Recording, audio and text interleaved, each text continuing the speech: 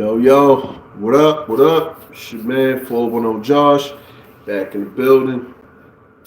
Appreciate y'all coming through. Um, we back here. This is our first Throwback Thursday for 2024. And we got two classic albums, one for the females, one for the males. We'll talk about cultural impact, personal impact, and where they are now. But before we do that, we got to start off with the correct proceedings. So you know what you got to do. If you haven't done, tell your family, friends, co-workers, whoever you know. Go to that YouTube page, 410 Josh, hip hop underscore 4123. Hit that subscribe button, like, share, comment. Um, and then also, you can follow me on Instagram at the new page, the real 410 Josh. So I wanted to let my subscribers know and the fans that um, my Instagram now is going to have all of my content from here on out. The old 410 Josh page that I had on Facebook is now no more. I literally had to break down and do this because I was trying to really build my platform there because that's where I have a lot of followers. But in order for me to gain an even wider audience, I have to have that Instagram. So if you haven't done so, follow me on Instagram, the real 410 Josh, and go to my YouTube page, 410 Josh, hip hop underscore 4123. Hit that subscribe button. So now we got that out the way. Let's jump right into why we're here today. Them two classic albums, one for the females, one for the males. So first one we're going to start off with is a Philadelphia legend. Underground legend. She's been on the scene for probably at least, close to 30 years, if not 30 years. And we got to go with legendary Bahamadia. Her debut album, Kollage, was dropped in 1996. So that will roughly make her album about 28 years old this year. This album dropped on April 2nd, 1996. First time I heard about Bahamadia, it was actually on a compilation. I probably was a little late to the party. I think it was on Sound Bombing. I think it was Sound Bombing 2. And I heard her, and I thought her voice was just really different. And I checked it out. I liked her verse on the song, I'm trying to remember the song. But I know it was on Rock's compilation, Sound Bombing Volume 2. And I liked her voice, and then I just started checking out her music. And once I found out, she was working with like DJ Premier and Gangstar and all that, I was like, yeah, I'm definitely on her. And when I heard Kollage, I was like, oh yeah, this is one of those underground, classic hip hop albums. And she really just came through with Kollage. She had, the who's who of production, the Grand Wizards. She had N.O. Joe, and she had DJ Premier. So it was like, man, like you just couldn't lose with that. You got a lyricist with a very unique voice, and she's got the all-star production that you just not gonna, you just can't get away from. Some standout tracks, I Confess, Total Wreck, Innovation, Wordplay, Spontaneously, I'm sorry. Rough Rugged, DeJohn featuring The Roots, Three the Hard Way. The whole album was just fire. The whole album's fire. It's really one of those underground classic albums. Like, if I had to name like my top 10 underground hip hop albums, she's definitely in there.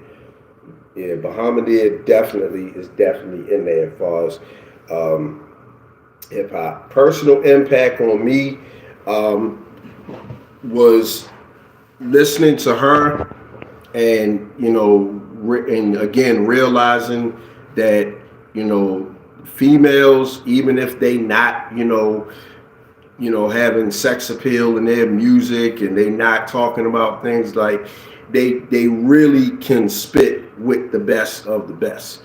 Like, she got records with Common and Gangstar, and I think she did a record with Quali, and the Joan with the Roots, Black Thought. So it's like, there's no way that I could just turn away from a record like this, simply because she wasn't talking about sex appeal in her music. So Bahamadia's impact on me made me really appreciate female artists that, even if you're not talking about sex appeal, you still grab my attention with wordplay, lyricism, and bars. Where is she now? I know she does a lot of touring. She drops music sporadically. I know she does also a lot of writing behind the scenes. I seen some live shows on YouTube with her, so she's still out there doing her thing. But Bahamadia is definitely a legend, definitely an underground legend in hip hop, and we got to give her flowers. And I feel like she's one of the most underrated MCs, because when people talk about like the most underrated, they don't talk about her, because that album is like, if you're an underground fan, you have that album, you heard that album, and it's something like you definitely keep in rotation. So shout out Bahamadia. The next one, this one is like a no-brainer. It's one of the most iconic, legendary albums from one of the most iconic, legendary producers of all time. Definitely, this one is like one of the biggest game changers in hip hop, period. And it's none other than the incomparable Dr. Dre, The Chronic. This album dropped December 15th, 1992. Roughly, this album would be about, let me see, about 30, I want to say 34 years old. Yeah, about 34 years old. The Chronic. So the first time I heard about Dr. Dre, I was a little kid. My cousins, or my older cousins that was into hip hop, playing NWA. So that was, and of course, my grandmother and my aunts didn't want me to listen to that because they was older than me, but I still listened to it. And I really just got into like okay, I like it. But when he came out with Snoop Dogg and The Chronic, it was like his sound was like more crisp and more refreshed, and it was music for my generation, my era, because I was born in '82, but I started getting into hip hop in about 90, 91. So when I first heard The Chronic, like the production, as far as Nothing But a G Thing, that's still one of my top 10 favorite hip hop songs ever. One of the best beats ever. Just one of the best songs, hip hop songs ever. And I mean, top to bottom, there's really no skips. You got, Dre Day, Let Me Ride, Nothing But a G Thing, These Nuts, Little Ghetto Boy, Nigga with a Gun, Rat-a-tat-tat, Lyrical Gangbang, High Powered, Stranded on Death Row, like, Bitches Ain't Shit. Like, The Chronic, top to bottom, is a flawless album. It's not even, it's nothing to debate whether, this is a classic or not. Its impact on me was like, first of all, it opened me up to West Coast hip hop. Second of all, it my ear for production and music like really opened up, because now I'm listening to, like, I'm listening for all the instruments in these in his beats. Um, it's like the it's hard to really really, explain the Chronic, because it was a one of a kind album. Here you have this legendary hip hop producer with all these brand new artists at the time. You had Snoop, you had RBX, you had Dog Pound, you had Jewel, you had who else he had? He had Nate Dogg on here. Like, he did a record with Bushwick Bill. Like he brought all these brand new artists out the West Coast, and a legendary Southern rapper, and just put everybody on the map. He brought the West Coast back a second time, because he put the West Coast on the map with NWA, then put it on for a second time with Snoop and the Chronic.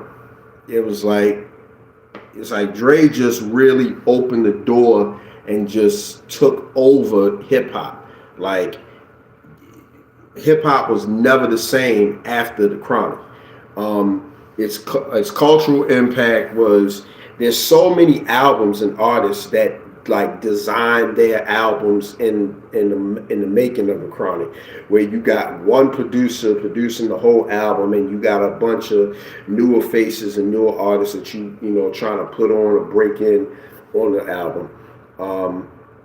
And I believe I read an article where P. Diddy actually created Ready to Die in the likeness of the Chronic. Like, that's what he was trying to make Ready to Die as impactful as the Chronic did for the West Coast. So, I mean, there you have it. I mean, the Chronic is always in, if not the top 10, the top 5 greatest hip hop albums of all time whenever they roll a list out. So, and it's one of those albums, like, you need to have it. If you claim that you're a hip hop fan and you really love hip hop culture, you have to own the Chronic. You just got to. So, and again, the cultural impact for me, it was just like, it opened my eyes to the West Coast, and it just really opened my ears to like actual instrumentation and production for this album. Yeah, so I'm gonna tell y'all something. This was, one of the like, when I first started my music collection, this was like one of the first like 15 albums that I had. Like, if you old school, you had the little CD rack, the ones that you flip back and forth. Like, I had the Chronic in there, I had, Snoop, and I had Tribe Called Quest, and I had Biggie, and I had Pac, I had Nas and Mobb, all these artists, but I definitely had the Chronic in there. So so that's definitely the cultural impact on me. So definitely got to give much respect to Bahamadia first for her contribution to hip hop, especially with the underground, as one of the most underrated lyricists, one of the most underrated spitters, and give it up for Dr. Dre.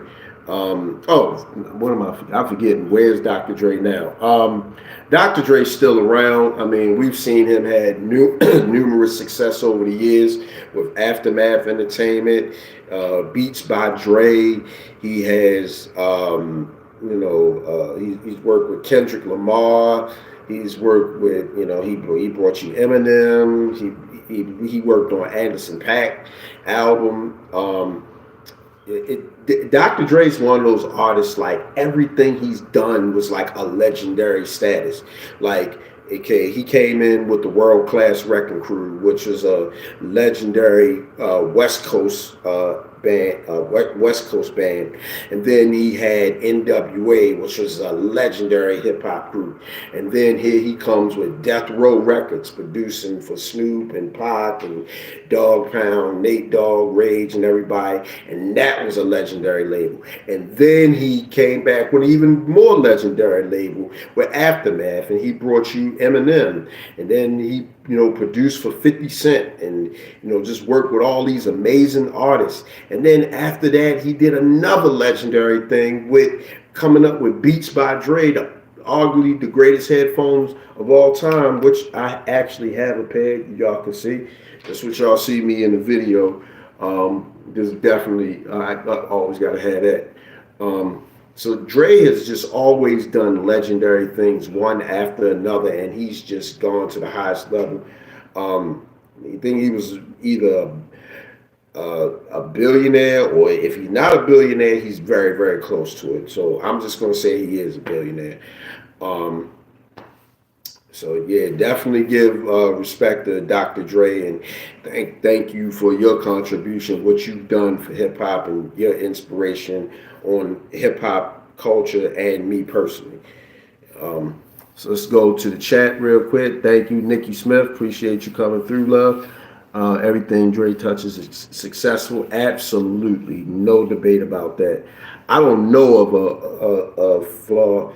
I don't know of anything that Dre's touched that hasn't flopped. Oh, how can we forget? Dre produced for 50 Cent, who helped put, New York gangster rap back on the map in the early 2000s. So, like you said, yeah, Dre, everything he touches is a success. You just gonna have it. Like, he helped revitalize. I don't want to say revitalize, but he helped Busta with an amazing comeback album when he did the Big Bang. Like, Dre is just, he's just one of those people. Like, if you get in the studio with him, you coming out there with gold. I don't know what else to tell anybody. So appreciate you coming. Appreciate y'all coming through. Definitely going to be back tomorrow with the Friday releases. That's our first Friday releases and reviews. So all the new music, new albums, new songs that's coming out. And I know it's still first quarter, so some people still dropping. It's still brand new in the new year. But if it's not a whole lot, then I want to do a Q&A with y'all out there. So y'all got any questions y'all just want to ask me, or any recommendations, anything I heard, or anything you heard that you want me to recommend, we could do that. So again, go to my YouTube page, 410 Josh, hip hop _4123. Hit that subscribe button. Follow me on Instagram, the real 410 Josh. I will catch y'all tomorrow at 7 for the Friday releases and reviews. Peace.